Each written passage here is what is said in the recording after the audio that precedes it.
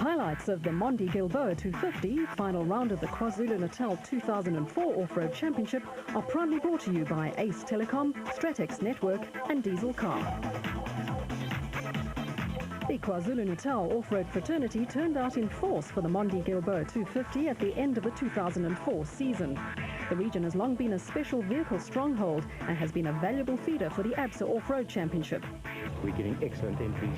We're also getting excellent spectators, numbers coming to the events. Our events are in fantastic areas where we've got 7 events with 6 to count. Each event is unique. Each event has got a different terrain. We've got a very good esprit de corps amongst all the cars. We've got a very friendly bunch of organisers, which is important because the organisers can also make the racing a little bit difficult for the competitors. But everybody gets on very well together. We should have something of 40 competitors at this particular race today, and it's nice to see some of the national competitors here.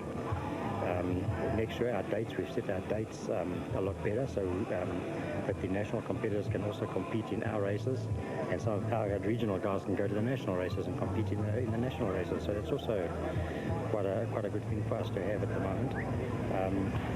This year we only had a handful of guys from Natal competing in the nationals, and yet they walked away with the honours. I mean, Neil Woolridge was second in Class T, Marcus Taylor won Class B, Manfred came third in Class D, Alfie Cox I think was first in Class D, my son Clint, he finished third in Class A. So we've had a very good year this year, and I think next year promises to be even a better year. The championship would go down to the wire. Johan's younger, and he's got a newer car, and so he's most probably got the better chance, but I'll give it a go till the end. I'm going to be very careful. I have to finish. I want to win the Natal Championship. Two points to go, 1 point behind Cloud. So I'm going to be careful, and we'll see how it goes. You can't always say before the time. You lose yourself. The presence of the Team Ford racing squads of Neil Woolridge and Manfred Schroeder, who are KZN based, added a touch of national championship glamour to the event. Woolridge and technician Gary Butter were first off the line in the 20-kilometre prologue and were followed by Schroeder and wife Mandy in the Class D Ford Ranger. 2, 1, go! Piet Retief-based Johan van Jaarsveld and Marlene Lindeque were the first of the special vehicles to come under starters' orders, with Carl van der Merwe in the Orca next away. Don Thompson and Wally Pooler were next in the JRE.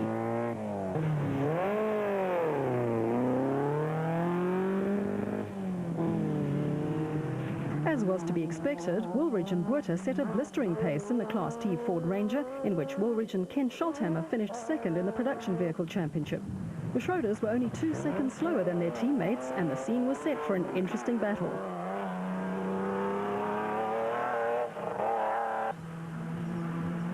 Van Jaarsveld and Lindeque had a clean run in the prologue, but were a little off the pace of their championship rivals. Van Jaarsveld designed and built the ACECO, which has proved to be a formidable contender in Class B. Carl van der Merwe had a slight edge on Van Jaarsveld. The Paul Kutzer designed and built Orca is the forerunner of 2 new models that will debut in this year's National Championship, with veteran Bodo Berthold and Gerard Niemand in the driver's seats. Thompson and Pooler were somewhat off the pace and would have to settle for 8th in the prologue, 94 seconds slower than the leader. The JRE is designed and built by former saloon car ace John Rowe, who is Durban-based.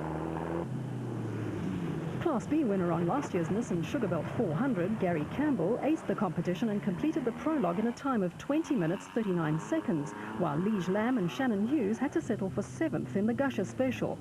Roy Slabber and Gerard Victor, also Piet Retief-based, were 10th fastest in the Chev V8 powered Sandmaster, which struggled to get the power down in the slippery conditions.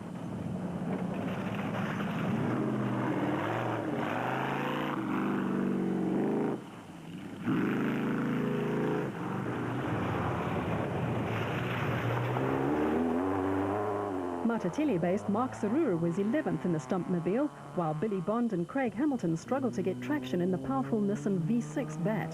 Championship leader Clive Horner qualified 15th, 2 minutes and 13 seconds behind championship rival Van Jaarsveld.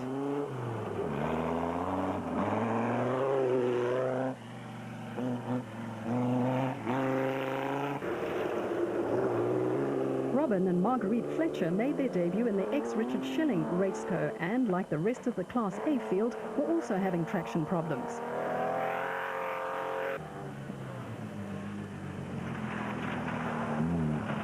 Steve Godelman and Greg Fitzpatrick were 13th in their Mazda Super Truck, with Leon Bortmer 9th in the futuristic ETT Missile, which is powered by a Mazda rotary engine. Rob Spencer and Steve Lewis snagged their way to a fine 6th overall in the Sandmaster, while Peter Hamilton Hoskins and Eddie Kaywood qualified 21st in the Ace Telecom Special.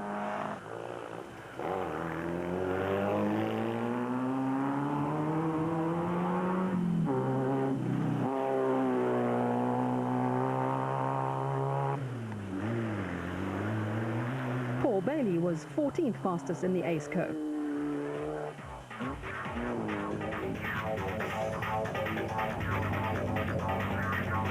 The rather wet and slippery prologue proved to be a tough test for the 32 crews, who took a breather before the start of the main event, which comprised 3 laps of a 59-kilometre course.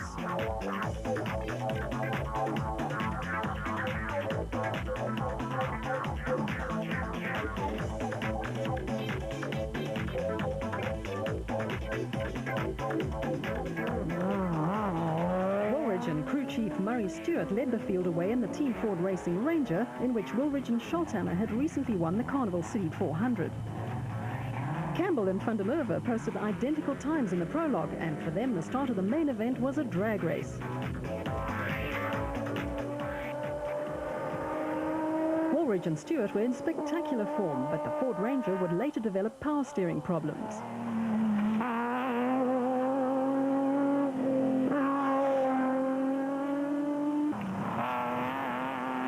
Manfred Schroeder was in his element, and wife Mandy knew she was in for a wild ride in the Class Ford Ranger.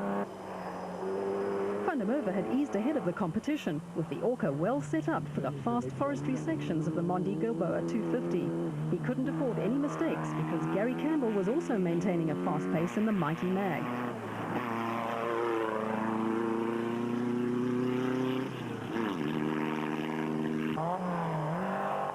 Van Jaarsveld and Lindeque had to finish ahead of Clive Horner if they hoped to clinch the KwaZulu-Natal Off-Road Championship.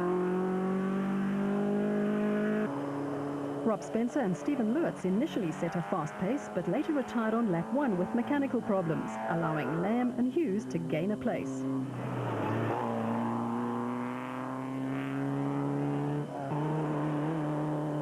Dust was becoming a factor and would restrict visibility for crews running further down the field. Leon Bortmer's futuristic ETT Missile was on the pace, but being pressured by Roy Slabber and Gerard Victor's Chev V8-powered Sandmaster.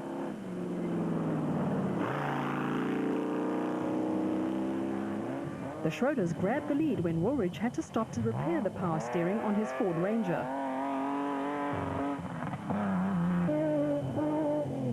Woolridge lost 10 minutes to Schroeder on lap 1.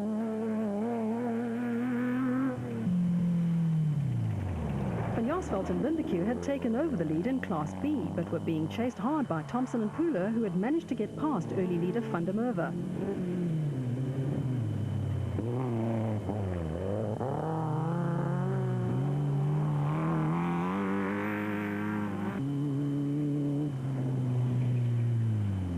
Lamb and Hughes had dropped down the order but were still going strong. With the event scored on corrected time, a competitor running further down the field could in fact be the race leader, as was the case with Mark Sarur, who started 11th in the Stumpmobile but was actually vying for the overall lead.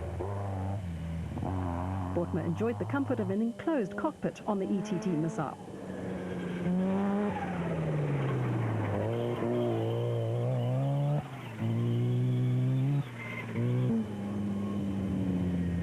Godelman and Fitzpatrick were headed for a top 5 place in the Mazda Super Truck, while championship leader Clive Horner couldn't match the pace of arch-rival Van Jaarsveld. The Schroeders had no time to enjoy the spectacular scenery as they grappled with the Ford Ranger in tricky conditions. Van Jaarsveld and Lindeque comfortably led Class B and, barring any problems, appeared to have the championship wrapped up.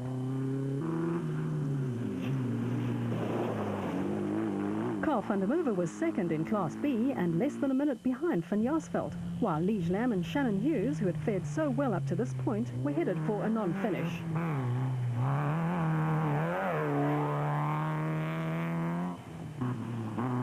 Mark Sarur was the overall and Class A leader on corrected time, but lost a place to Woolridge and Stewart, who were charging to try and close the gap on the Schroders.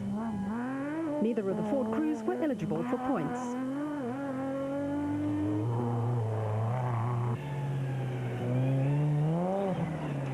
Leon Botma's run would come to an end soon after this point.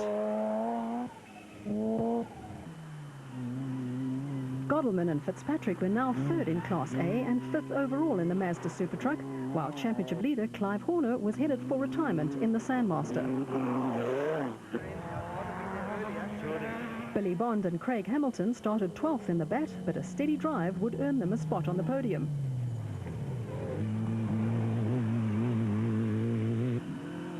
Sean van Heerden led Class C in the Sandmaster and would be only one of 2 Class C crews to finish. There was no catching Manfred and Mandy Schroeder in the Ford Ranger as they headed for the finish.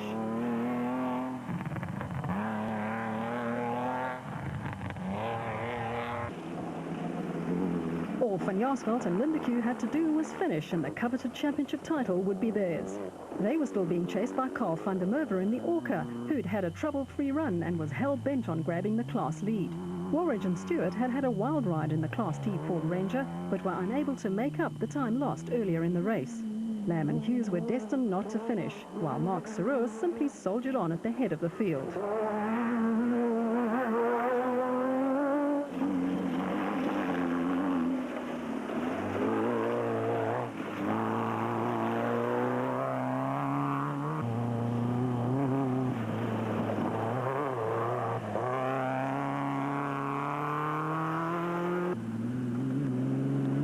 Rodney and Martin Kunichkramer had a steady run in the beach buggy, but they too were destined for retirement on the final lap. Gary Campbell lost a lot of time on lap 1 and had to settle for third in Class B. This was Billy Bond's second race in his new Class A bat, in which he will contest the 2005 National Championship. Class C leader Sean van Heerden was headed for 13th place in the Sandmaster.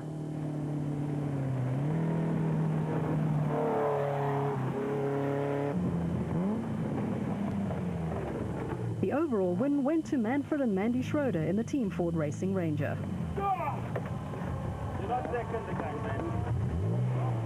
No, very well. Just at the end, round every corner, I think we're very low on fuel. So to take it easy, and we found a Sandmaster that was broken down. So we just stopped and checked it, and I thought, no, there must be about 3 litres left, which was enough to get us back to the finish. So how was it? Oh, it was good, hey? First time? It was great, yeah. We won't be getting to ball. Neil Woolridge and Murray Stewart finished 9 minutes behind their teammates.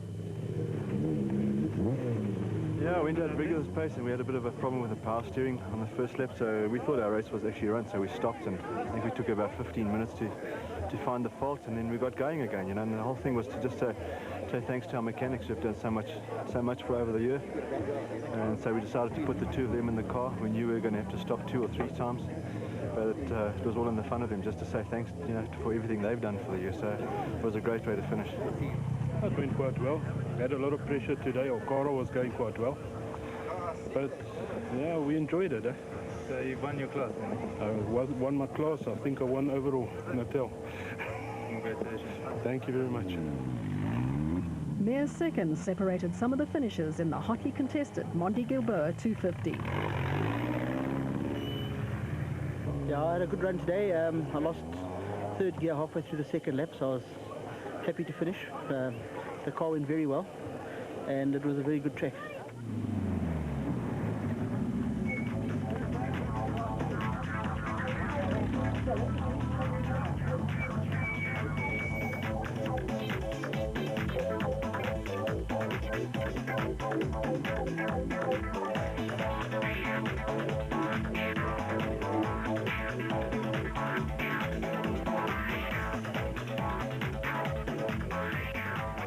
highlights of the Mondi Gilboa 250 were proudly presented by Ace Telecom, Stratix Network and Diesel Car.